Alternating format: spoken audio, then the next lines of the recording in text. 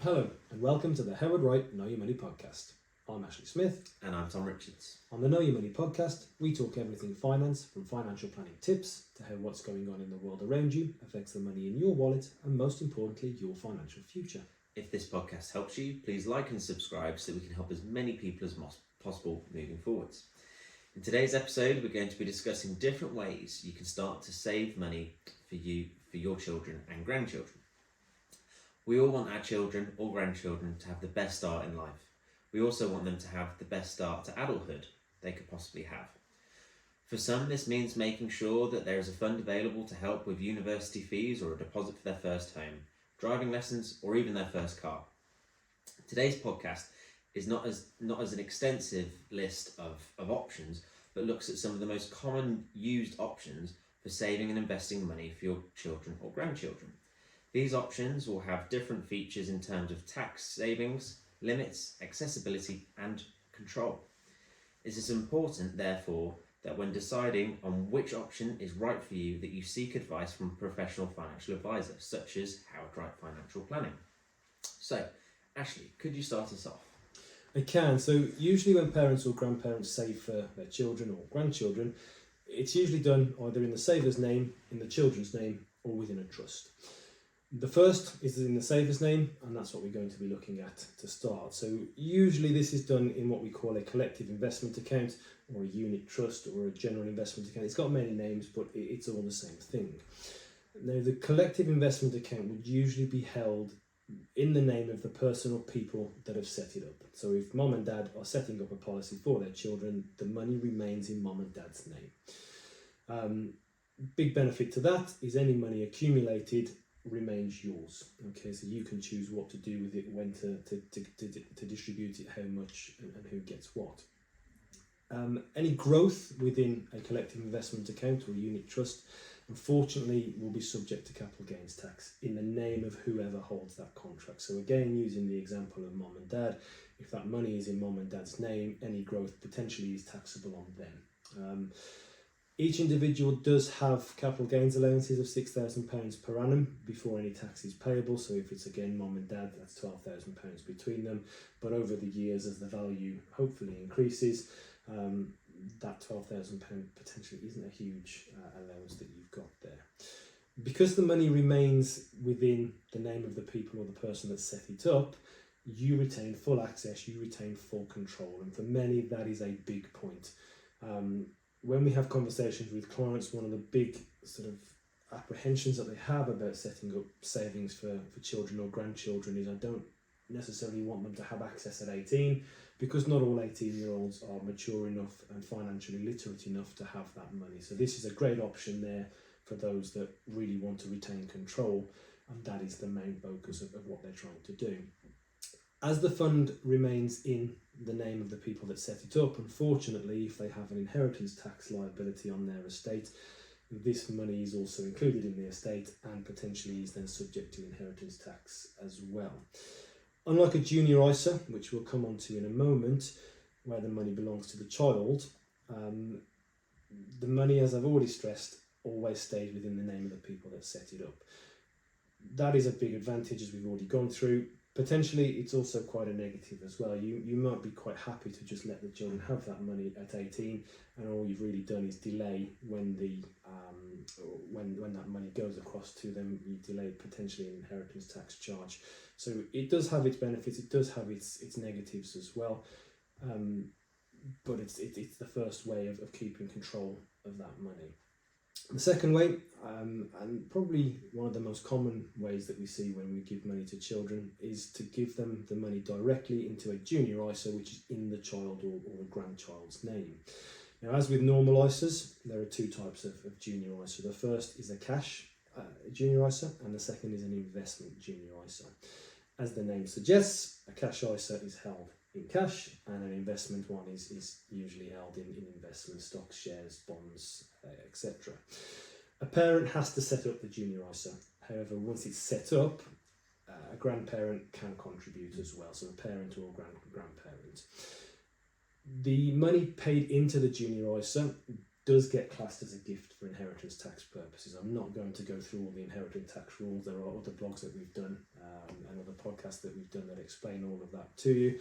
But very, very briefly here, each person can pay or can gift up to £3,000 per year into or to a recipient. If they give more than that, even if it is into the junior ISA, potentially there could be inheritance tax payable if they don't survive the 7 years. There is a limit on how much you can pay into a junior ISA. Because junior ISAs are very tax efficient, there is no tax on any growth, on any dividends or income that's paid into it, and there's no tax when the children ultimately draw the money out at a later point. The limit on the amount you can invest is set at £9,000 for the current tax year. That has come up considerably over the last few years, but if you're looking to put more than £9,000 a year away for your child, your grandchildren, yes, you may be able to use the junior ISA, but for more than that, you need to consider other options. Once the money has been invested into a junior ISA or into a cash junior ISA, the money ultimately belongs to that child. You as the person setting that up, you as the person gifting that money, no longer has any access to the funds. Once the child turns 18, the junior ISA automatically becomes a standard adult ISA, at which point they have full access, full control to the money, meaning that they can withdraw part or all of that money should they wish to do so. For some, that is a problem. They don't like the idea of their child getting access to potentially quite a huge sum of money once they get to 18. On the flip side of that as well, the fact that they can't access it before 18 is also a problem for some, in that if you're starting driving lessons at 17 or you want to look to use the money to pay for school fees, you can't do so because that money is not accessible until you're 18. The third way then is to save not in your own name, not in the child's name, but into a trust. Now, when it comes to trusts, there are two broad options. We have spent a lot of time in previous podcasts talking about different types of trusts, but very, very quickly here, you've got a bare trust or a discretionary trust. Bare trusts, sometimes known as absolute trust or fixed trusts, are the simplest type of trust. The settler will make a gift into the trust, which is held for the benefit of a specific person. So it may be for mom and dad or grandparents putting money into the trust for the benefit of a single child. And they can set up multiple of these if there are multiple children. The gift potentially could still form part of the person's estate that gifted it if you die within the first 7 years, as we've gone through in the past. The fund automatically, as soon as it's in that trust, will fall into the estate of the beneficiary of the child. So potentially there you've got double taxation. It's unlikely a child is going to have an estate over the inheritance tax thresholds, but whilst it's very, very rare, it can happen. So that is something to consider when looking at this option here. Once the gift has been made into trust, the person that put it there has no access to that money at any point. Where this differs from the junior ISA quite significantly is that money can actually be gifted out of the trust pre-18. So we haven't got to wait until 18 for that child to have access to the funds, which, using the previous example, if you wanted to use this towards some school fees, great, it's there, it's accessible. The big downside of this type of trust for many clients, however, is that at 18, just like the junior ISA, the child does have full access to that money. It is their money, they can do with it as they please.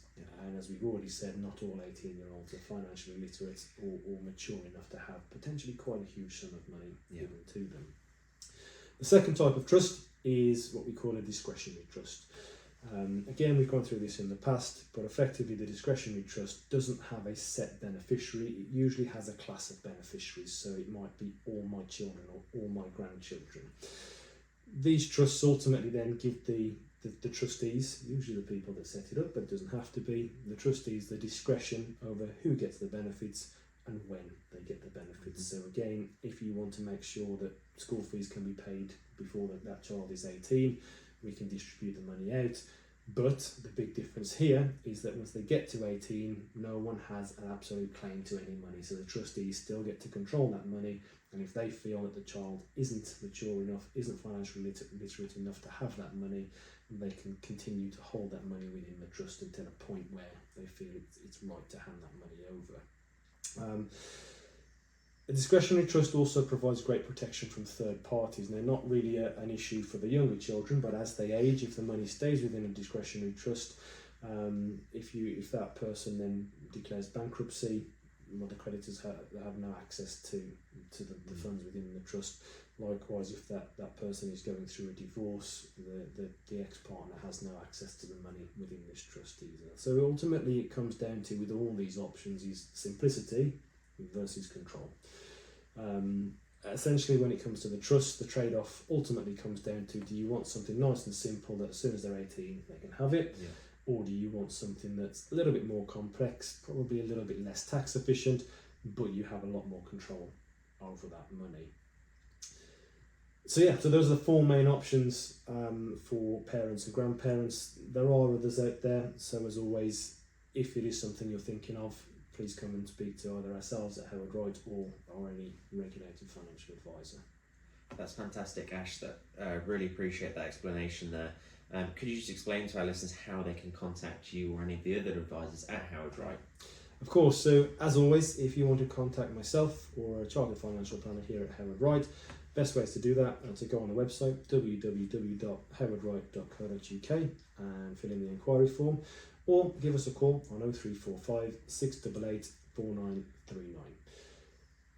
Thank you for taking the time to listen to this podcast. We hope you found it useful.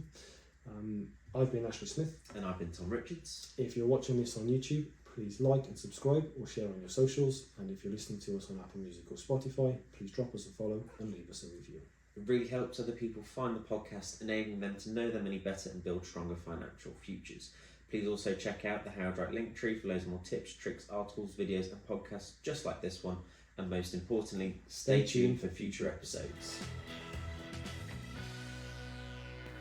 This recording contains information from sources believed to be reliable, but no guarantee, warranty or representation express or implied is given to its accuracy. Howard Wright does not undertake any obligation to update or revise any future statements. Past performance is not a reliable indicator of future results. Investments can go down as well as up, and actual results could differ materially from those anticipated. This recording is for the information purposes only and has no regard to the specific investment objectives or financial situation of any individual. The information contained in this recording is not intended to constitute and should not be construed as investment or financial advice.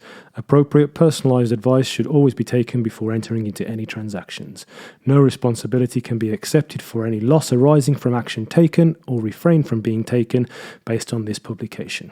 Howard Wright is authorised and regulated by the Financial Conduct Authority.